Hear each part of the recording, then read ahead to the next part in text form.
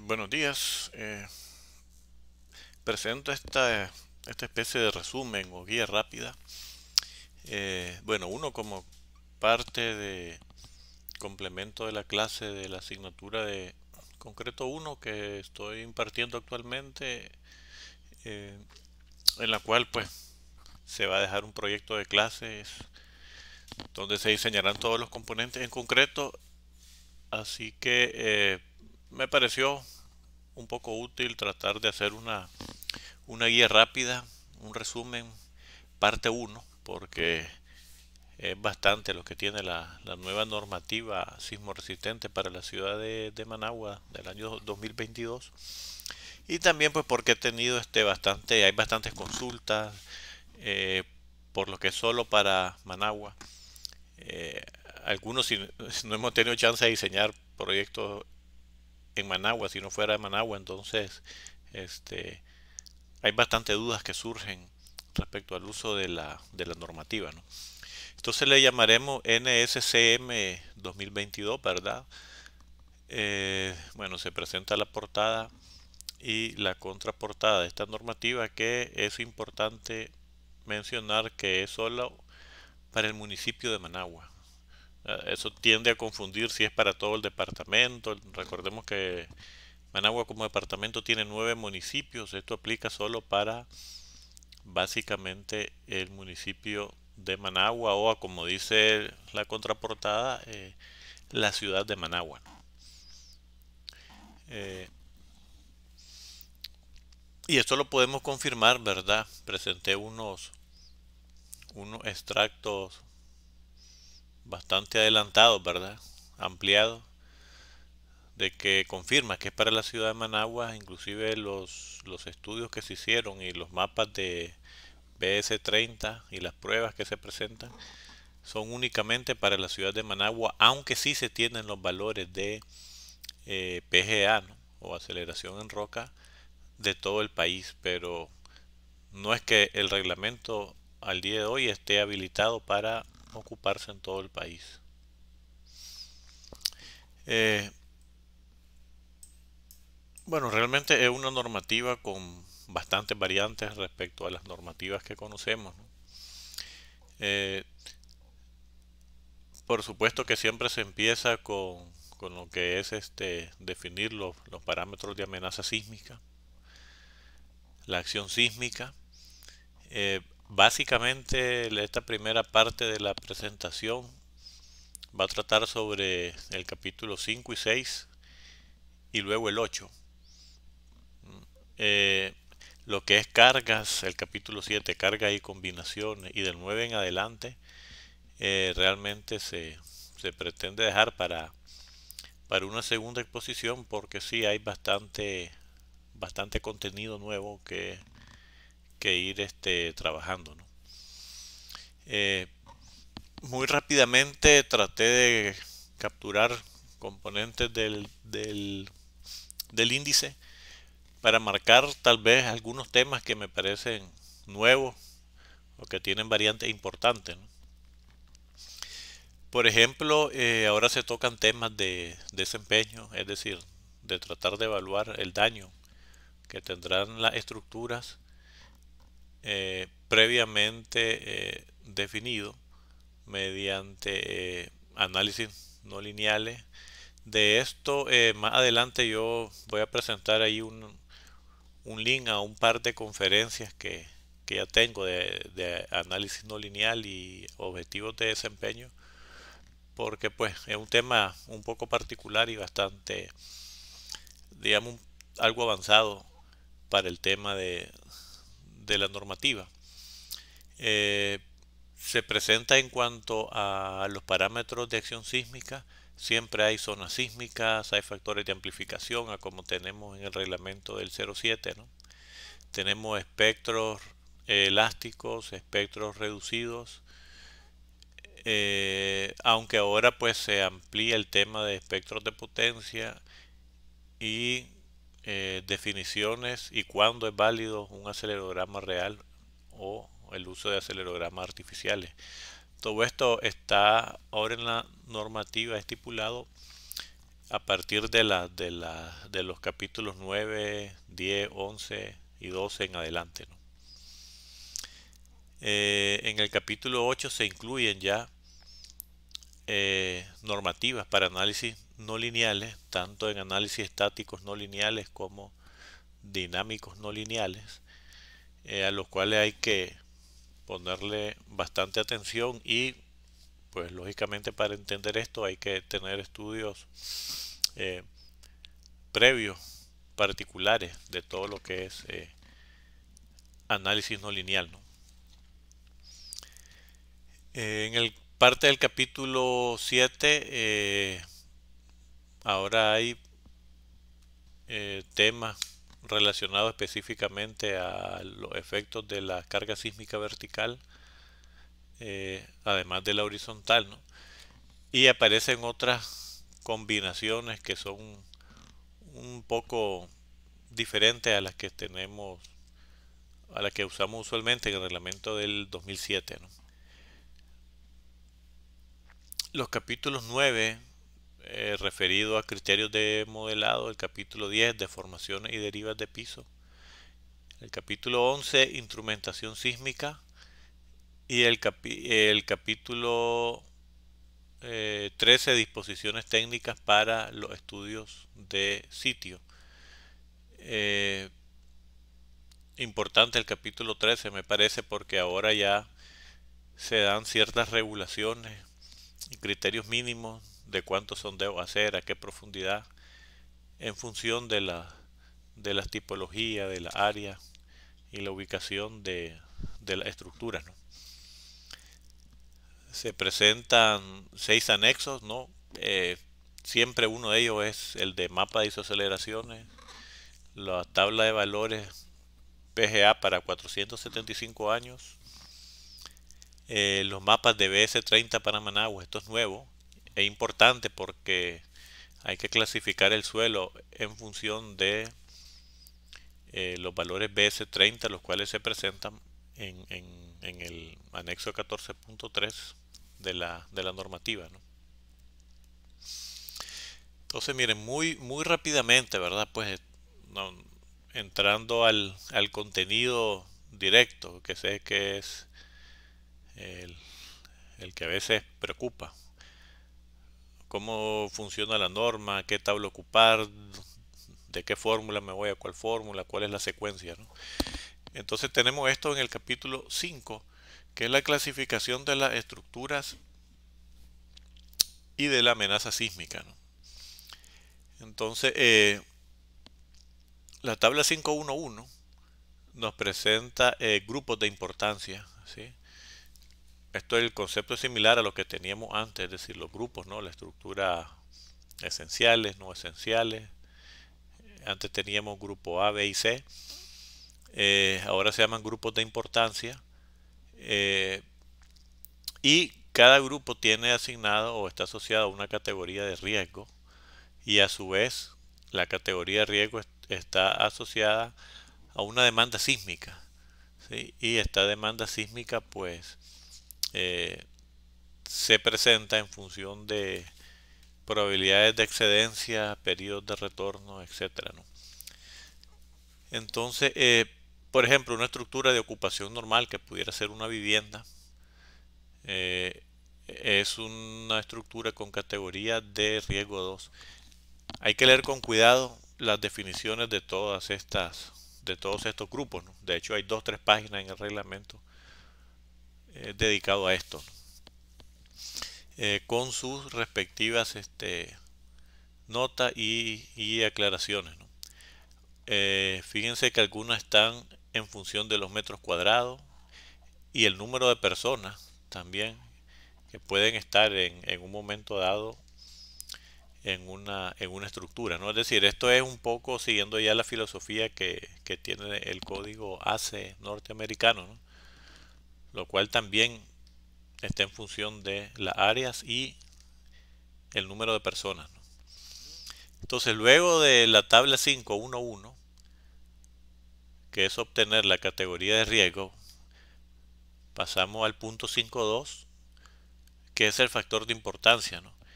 Esto era como en el reglamento anterior cuando multiplicábamos las estructuras esenciales por 1.5, ¿no? Pues ahora hay en función o de acuerdo a la categoría de riesgo, factores de importancia. Esto presenta cuatro posibilidades, ¿no? Donde las estructuras de ocupación normal pues son las de categoría de riesgo 2, donde el factor de importancia 1, es decir, el cálculo directo que vamos a hacer de la demanda sísmica, se multiplica por 1, ni disminuye ni incrementa, ¿no? Y luego tendremos estructuras de ocupación especial y estructuras esenciales, ¿no? Donde se va a multiplicar por un factor de importancia de 1.3 y 1.65. La categoría de riesgo, como les dije, pues hay varias tablas dedicadas a esta explicación. Tal vez una de las tablas más importantes para, la, para el uso de la normativa, ¿no? Hay que leerlas bien, tenerlas muy claras. Luego de tener la categoría de riesgo y el factor de importancia, es importante tener claro en el inciso 5.3 la clasificación por categoría de diseño sísmico, llamada SDS, de las cuales pueden haber 4, ¿no? Esto también está acorde a el código ACE norteamericano, porque las normas de diseño de concreto y de acero también están amarradas en los temas de diseño sísmico a estos parámetros. Entonces dice que a cada estructura se le asignará una categoría de diseño sísmico CDS basada en los niveles de amenaza en la cual están ubicadas y en la categoría de riesgo asociada a su grupo de importancia. Por eso es que necesitamos anteriormente definir estos parámetros, ¿no? Básicamente estas cuatro clasificaciones están en función de la ductilidad, la capacidad de deformación, la capacidad que tienen estas estructuras para incursionar de manera estable en el rango inelástico, disipando energía sin pérdida de su capacidad de carga, ¿no? Luego el inciso 5.3.1, pues en función de los valores PGA que se proporcionan en el mapa de isoaceleraciones o en una tabla y con la categoría de riesgo de las presentaciones anteriores, que recuerden que son 1, 2, 3 o 4, podemos obtener la clasificación por categoría de diseño A, B, C o D.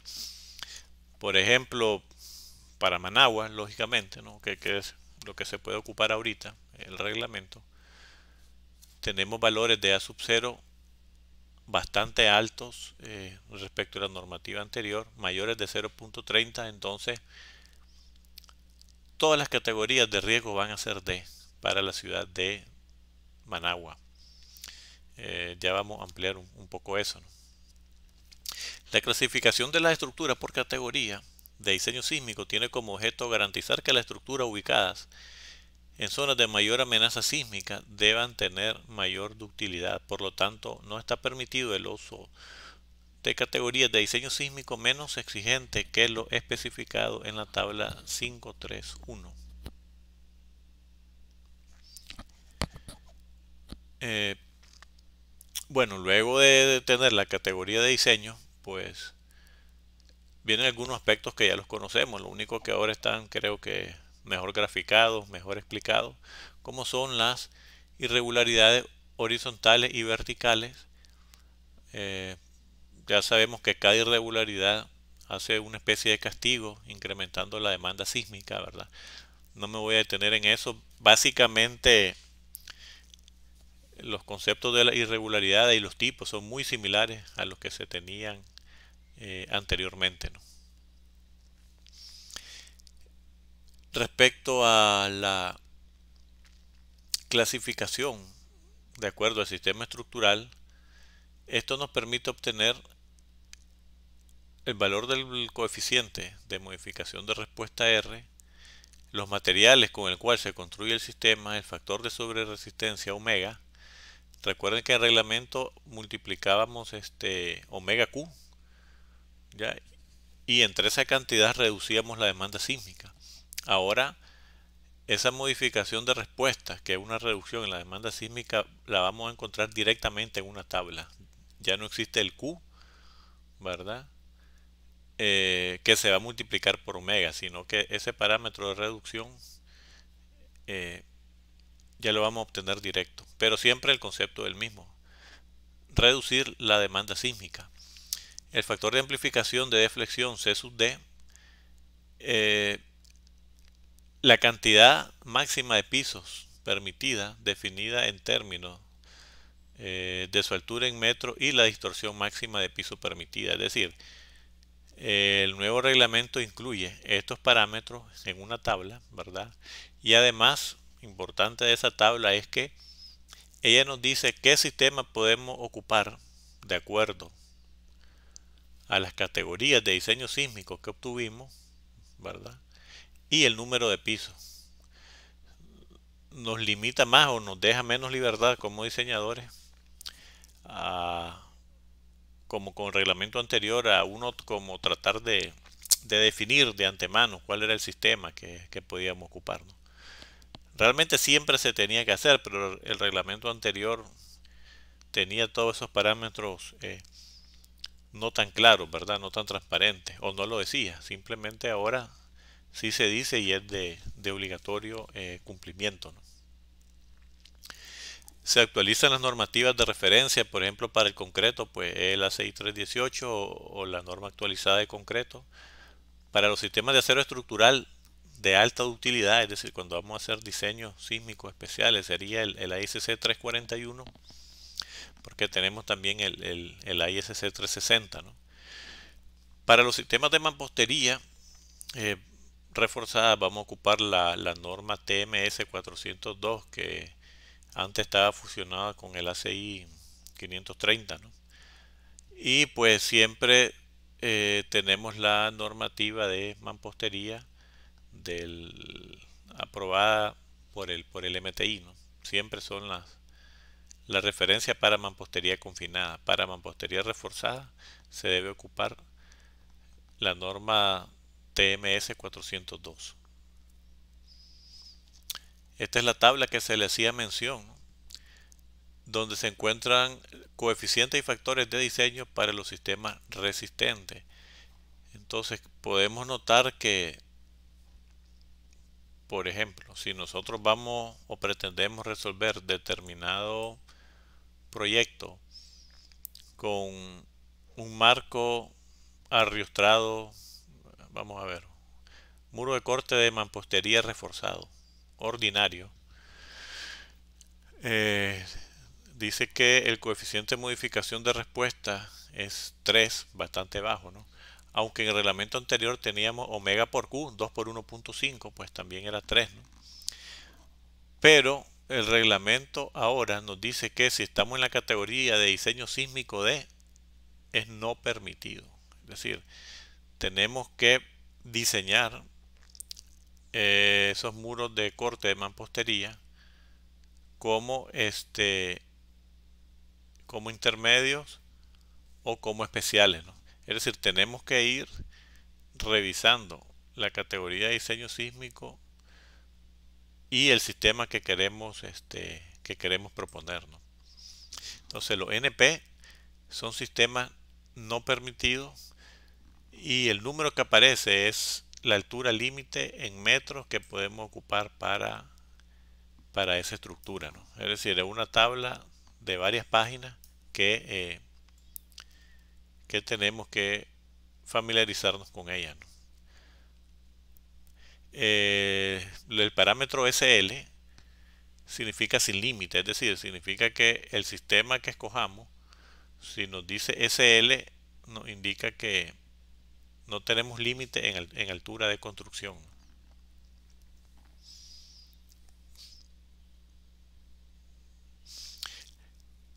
Respecto a la tabla, nos dice que se seleccionará un sistema estructural resistente a carga lateral y vertical conforme a uno de los tipos indicados en la tabla 551 o a una combinación de sistemas de diferentes direcciones ortogonales de la estructura y los respectivos coeficientes de reducción o de modificación omega y c sub d, ¿no? Se permiten otros sistemas estructurales importantes, ¿no? Siempre que estén avalados con una licencia de permiso ante el MTI, ¿no? Es decir, existen muchísimos sistemas prefabricados, ¿verdad? De todo tipo que tienen su licencia de aprobación y su uso por el MTI. Entonces, esos sistemas se permiten utilizar y se buscaría el comportamiento cercano o el sistema resistente con el que coincide el uso de la tabla, ¿no? En el inciso 5.6 tenemos los objetivos de desempeño. Yo les decía que, eh, bueno, yo tengo un canal, me pueden buscar como Ingeniero Guillermo Chávez. Di hace un par de años, más o menos, presenté un par de exposiciones relacionadas a ambas, análisis no lineal, pero el análisis no lineal está amarrado a objetivos de desempeño y control de daño. Entonces, para el que quiera familiarizarse un poco con esto, pues podrían buscar esas presentaciones, ¿no? Luego venimos a la acción sísmica y el mapa de zonificación, ¿no?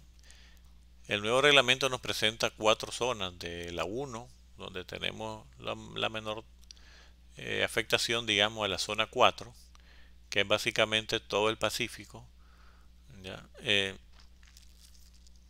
Estas 4 zonas también se presentan con valores tabulados en las tablas anexas, ¿no?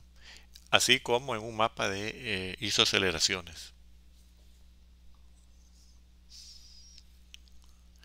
Recuerden que el mapa de isoaceleraciones sí existe para todo el país, pero por el momento solamente podemos ocuparlo para la ciudad de Managua.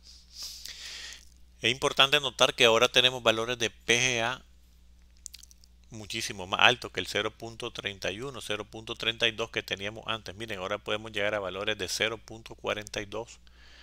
En Managua, por ejemplo, tenemos fácilmente 0.36, 0.37, ¿ya?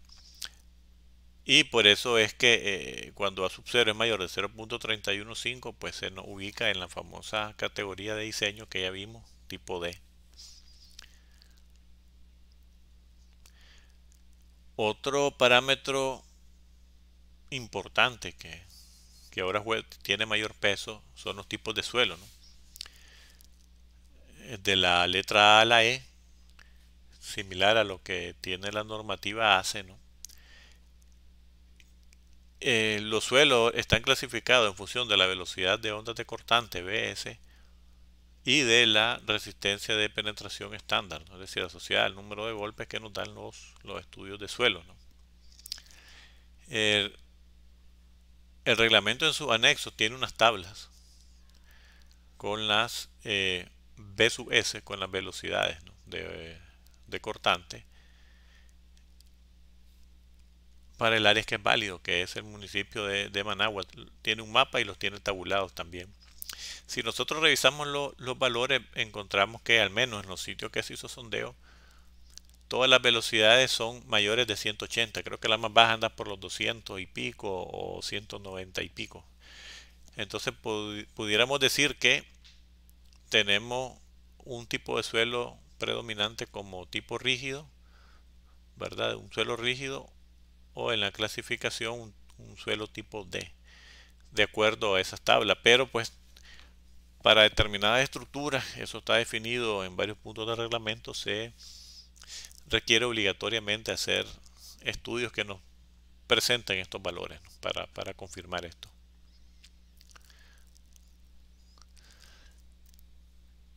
Entonces, luego de tener, recordemos, la zona sísmica, ya sabemos que por el momento solo va a ser Managua.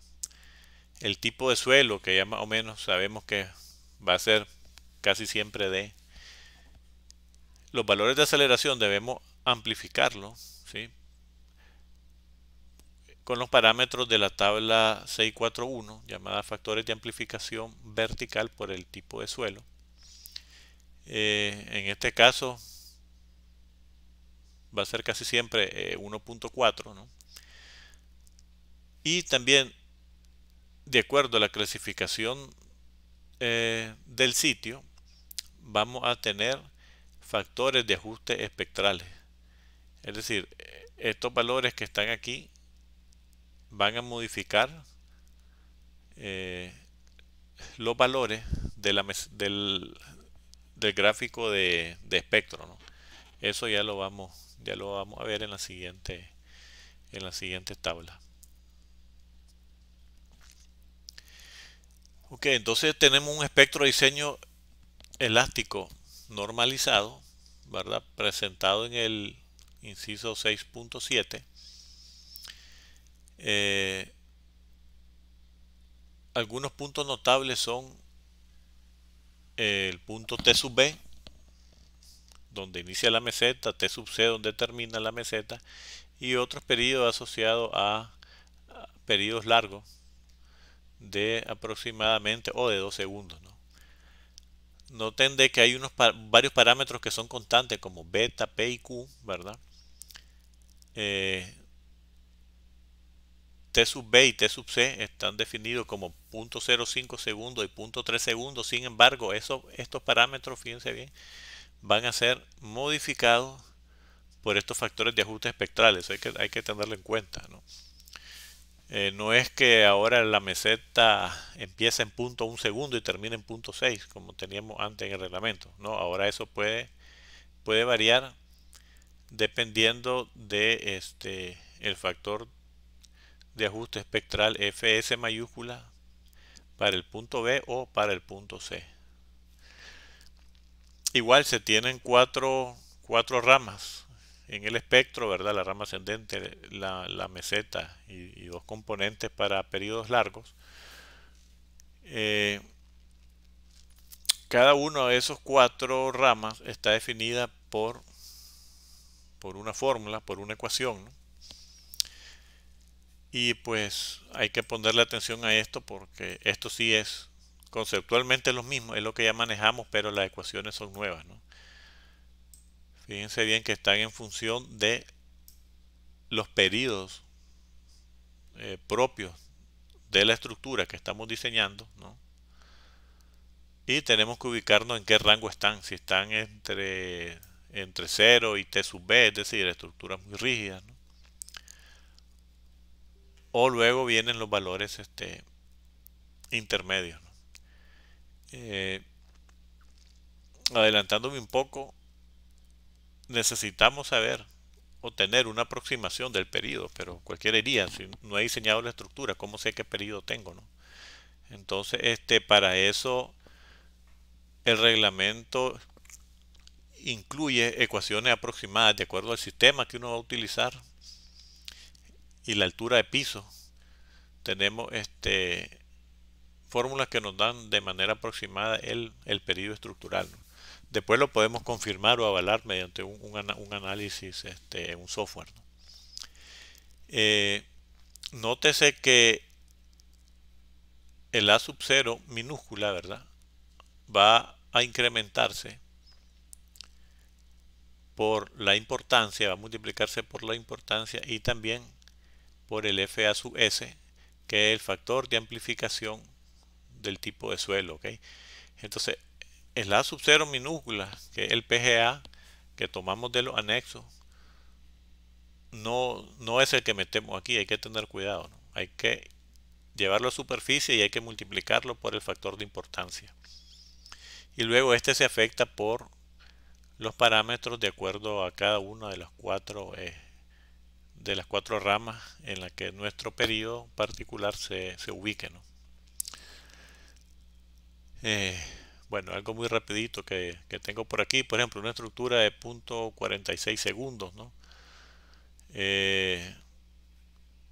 De ocupación normal, ¿verdad? Puede ser una oficina, categoría de riesgo 2, pues tiene un factor de importancia de 1, es decir, ni se disminuye ni se aumenta, simplemente se multiplica por 1. Entonces, para Managua, tipo de suelo D, ¿verdad? Ya manejamos que casi siempre va a ser 1.4. Entonces voy a ocupar también los factores de ajuste espectrales de 2 y 1 2/3. Déjenme confirmar con la tabla. 5/3 aquí. Ahí hay un error, ¿no? Es decir, lo miran que es 5/3. Ok. De hecho, el valor aquí está bien, ¿no?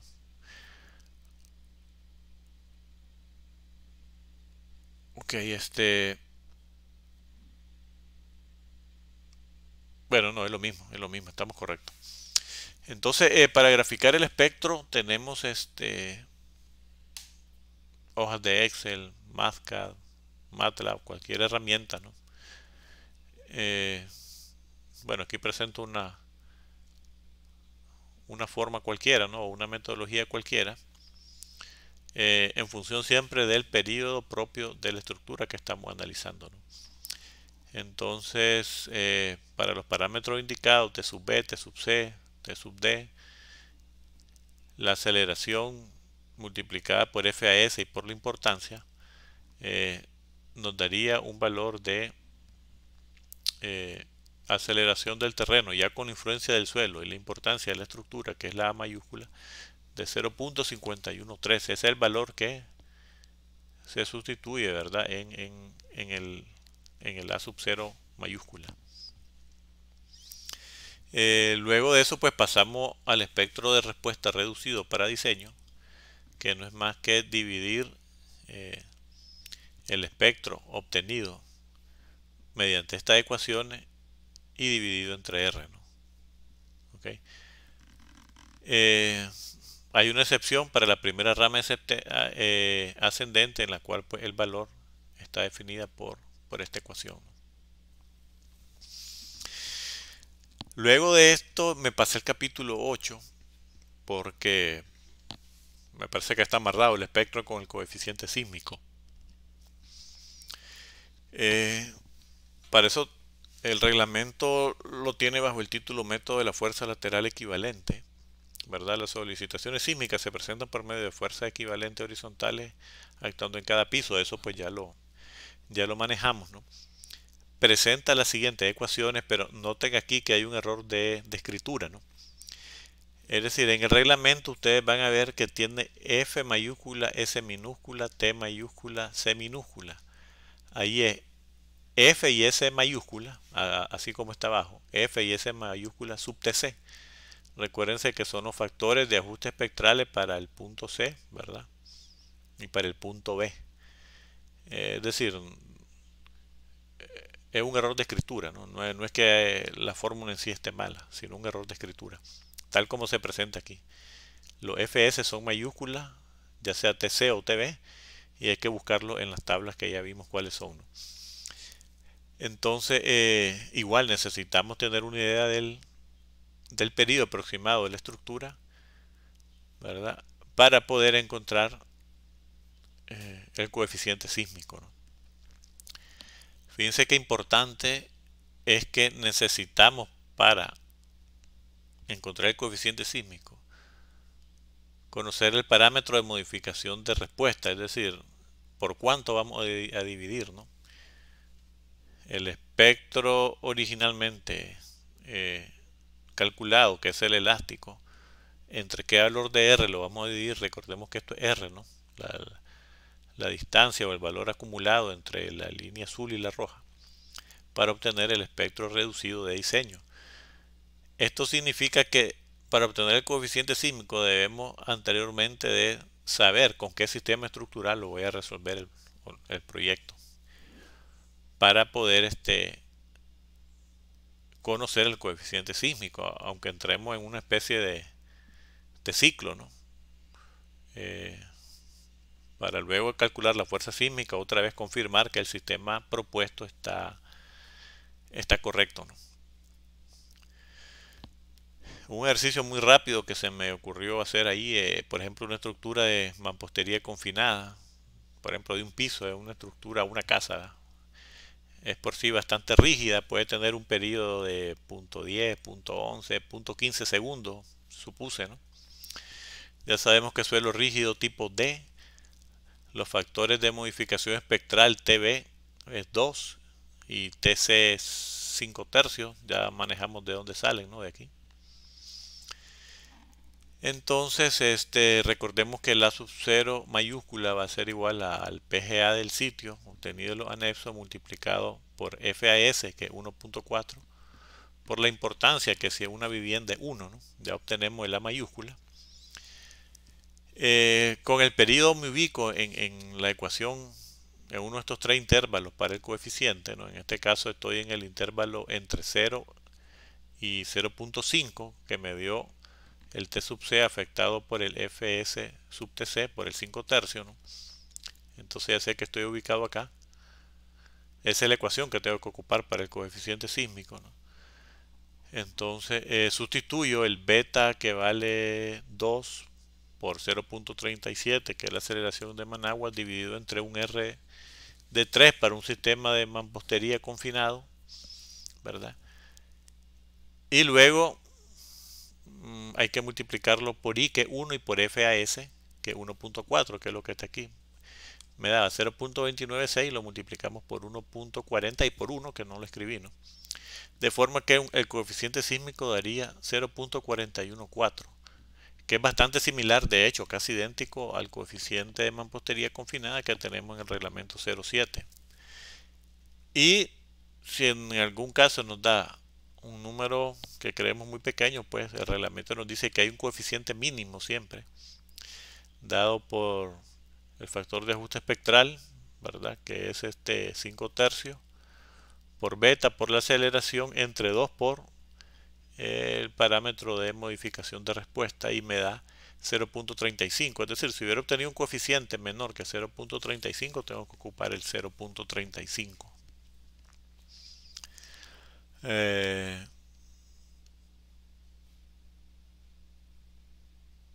Bueno, para los sistemas estructurales de muros, aquí tenemos muros de corte con ladrillos sólidos de mampostería confinada, muros de corte con ladrillos huecos de mampostería confinada. Entonces este fue el sistema que ocupé para muros de corte con bloques huecos, ¿no? Y pues ese fue el número 3 que incluí en la ecuación anterior, ¿no? Les decía de que importante, ¿no? Es decir, tenemos que construir el espectro y calcular el coeficiente sísmico en función de un periodo que tenemos que más o menos estimar por dónde anda. Entonces, esta es una tablita que no tenía el reglamento del 2007, aunque lo tenía, por ejemplo, el reglamento de 1983 y la mayoría de los reglamentos de otros países, ¿no? Que es como calcular el periodo aproximado. Entonces es una fórmula C sub T por la altura de la edificación elevado a un exponente X, donde H es la altura de la estructura en metros, X y C sub T se obtienen de una tabla de acuerdo al sistema básico sismo resistente, ¿no? Entonces eso nos da una idea del periodo T sub A que podemos ocupar. Ese periodo T sub A se puede incrementar por ciertos valores permisibles, ¿verdad? Como valores máximos.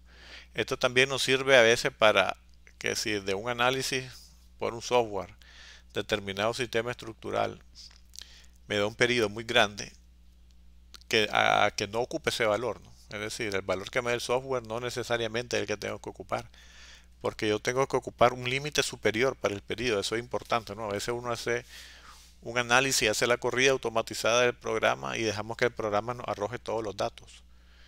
Pero no, es importante saber que el periodo que nos arroja el programa no necesariamente es el periodo asociado al espectro y con el cual voy a jalar los valores de demanda sísmica, ¿no? Bueno, es así una primera presentación, tal vez bastante breve, le llamé parte uno, ¿no? Porque hay muchas cosas más que evaluar, ¿no? Por ejemplo, hay combinaciones de cargas que son nuevas, el tema de las cargas vivas reducidas, hay bastantes variantes. Por ejemplo, antes teníamos cargas vivas reducidas de 10 kilogramos en techos livianos, ¿verdad? Ahora eso desapareció. Entonces hay que tener cuidado en esas otras modificaciones que bueno, no es más que leer e identificar los cambios que presenta el nuevo reglamento. Bueno, saludos.